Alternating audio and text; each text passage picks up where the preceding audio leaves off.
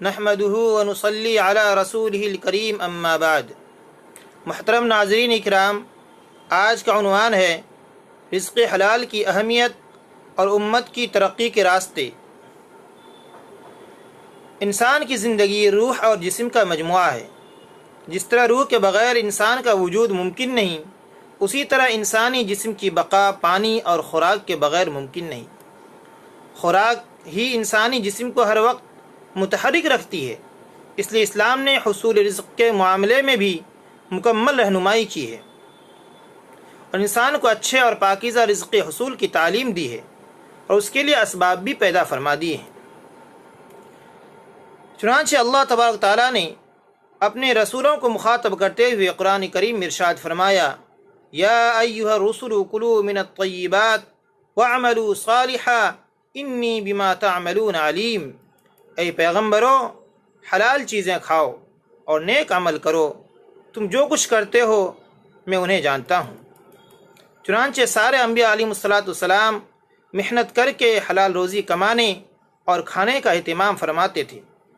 حضرت داؤد علیہ السلام کے بارے میں آتا ہے کہ وہ اپنے ہاتھ کی کمائی سے کھاتے تھے۔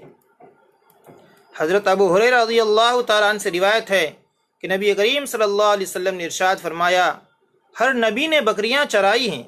صحابہ نے عرض کیا، یا رسول اللہ، آپ نے بھی چرائی ہے؟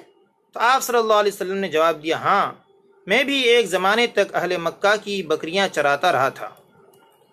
پھر ایسا ہی حکم اللہ تبارک تعالیٰ نے مسلمانوں کو دیا ہے، یا ایھا الذین آمنوا کلوا من طیبات ما رزقناکم واشکروا للہ ان کنتم ایاہ تعبدون۔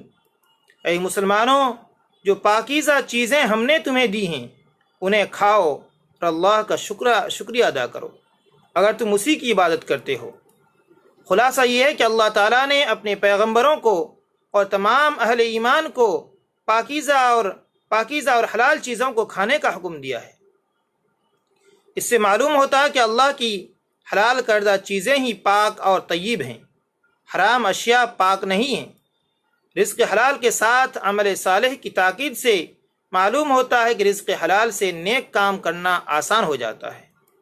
حضور صلی اللہ علیہ وسلم نے فرمایا، کسب الحلال فریضۃ بعد الفریضہ، کہ کسب حلال دیگر فرائض کے بعد ایک اہم فریضہ ہے جو تمام مسلمانوں پر لازم ہے۔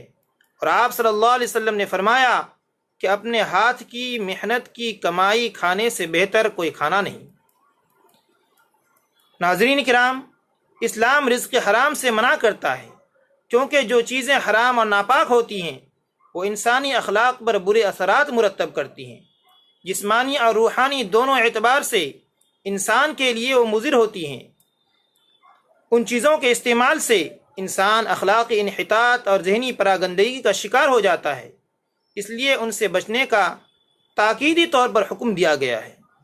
ہمارے معاشرے میں جو اخلاقی برائیاں پائی جاتی ہیں ان کا زیادہ تر تعلق ہمارے ذرائع آمدنی کے مشکوک ہونے سے۔ یاد رکھیں کہ جس طرح مردار اور ناپاک چیزیں حرام ہیں، اسی طرح ایسے مال اور دولت کا استعمال بھی درست نہیں جو ناجائز ذرائع سے حاصل کیا گیا ہو۔ ارشاد ربانی ہے، یا ایھا الذین آمنوا لا تاکلوا اموالکم بینکم بالباطل۔ اے ایمان والو، آپس میں ناحق ایک دوسرے کا مال نہ کھایا کرو۔ ناحق دوسرے کا مال کھانے کا مطلب یہ ہے کہ حاصل شدہ مال چوری، ڈکیتی، غصب اور دھونس جمع کر حاصل کیا گیا ہو، یا ناپ تول کر کمی یا طے شدہ معاہدے کے خلاف گھٹیا چیز دے کر حاصل کیا گیا ہو، یا دیانتداری اور فرض شناسی کے بجائے کام چوری سے حاصل کیا گیا ہو۔ اس کے علاوہ ذخیرہ اندوزی، چور بازاری، سود اور ملاوٹ کے ذریعے سے جو مال حاصل کیا جائے وہ بھی حرام ہے۔ رسول اللہ صلی اللہ علیہ وسلم نے ایک ایسے آدمی کا ذکر کیا جو لمبے سفر میں ہو، پراگندہ بال ہو، تھکاوٹ اور ماندگی کا حال ہو، اپنے دونوں ہاتھوں کو آسمان کی طرف اٹھا کر پکار رہا ہو، اے میرے رب، اے میرے رب، مجھے فلاں فلاں نعمت عطا فرما، میرے فلاں فلاں گناہ کو معاف فرما، میری فلاں فلاں مصیبت کو دور فرما، لیکن اس کی دعا قبول نہیں ہو رہی ہے۔ کیونکہ اس کا کھانا حرام ہے، اس کا پینا حرام ہے، اس کا لباس بھی حرام ہے، اس کی پرورش اور پرداخت بھی حرام غذا سے ہوئی ہے، تو اس کی دعا کیسے قبول ہو سکتی ہے؟ ناظرین کرام، کسب حلال اور رزق طیب کی بے شمار برکات ہیں۔ جب لقمہ حلال انسان کے پیٹ میں جاتا ہے تو اس سے خیر کے کام صادر ہوتے ہیں، بھلائیاں پھیلتی ہیں، وہ نیکیوں کی اشاعت کا سبب بنتا ہے۔ اس کے برعکس حرام غذا انسان کو روحانی لحاظ سے اپاہج کر دیتی ہے، نور ایمانی بجھ جاتا ہے، دل کی دنیا ویران و بنجر بن جاتی ہے، شیطان اس کے قلب پر قابض ہو جاتا ہے۔ جس آدمی کو حرام کی لت لگ جاتی ہے اس سے بھلا امور خیر کیسے اور کیوں کر انجام پا سکتے ہوں؟ حلال و حرام کا یہ کھلا فرق اس حد تک اثر انداز ہوتا ہے کہ طیب و پاکیزہ کمائی کھانے والا عند اللہ مقبول و مستجاب الدعوات بن جاتا ہے، جبکہ حرام کو اپنے بدن کا جز بنانے والا اللہ کے یہاں مردود ٹھہرتا ہے، اس کی دعائیں قبول نہیں ہوتی۔ جب دعا قبول نہیں ہوگی تو مسلمانوں کے مسائل کیسے حل ہو سکیں گے؟ جو جسم حرام غذا سے پلی ہو اس سے بننے والے خون میں ایمانی حرارت کیسے آ سکتی ہے؟ اس سے پیدا ہونے والی ذہنی قوت میں مثبت سوچ کیسے جنم لے سکتی ہے؟ یہی امت کی ترقی میں سب سے بڑی رکاوٹ ہے۔ نبی کریم صلی اللہ علیہ وسلم نے ارشاد فرمایا کہ اگر کوئی بندہ اپنے پیٹ میں حرام لقمہ ڈالتا ہے تو اللہ تعالیٰ 40 دن تک اس کا کوئی عمل قبول نہیں کرتا ہے۔ جس بندے کی پرورش حرام اور سود سے ہوئی ہو تو جہنم ہی اس کے لیے مناسب ہے۔ نبی کریم صلی اللہ علیہ وسلم نے ایسا ارشاد فرمایا۔ اس لیے حرام غذا سے پلنے والے کی عبادتیں رائگاں جاتی ہیں، جو دعائیں مانگی جاتی ہیں وہ قبول نہیں ہوتی، خیر و بھلائی کے جو کام کیے جاتے ہیں ان میں اخلاص نہیں رہتا، ہمارے اخلاق و کردار میں وہ کشش نہیں ہے جو غیروں کو مائل کر سکے، ہماری باتوں میں وہ وزن نہیں جو اسلامی تعلیمات کو قبول کرنے پر مجبور کر دے یا ہم اپنی بات منوا سکیں۔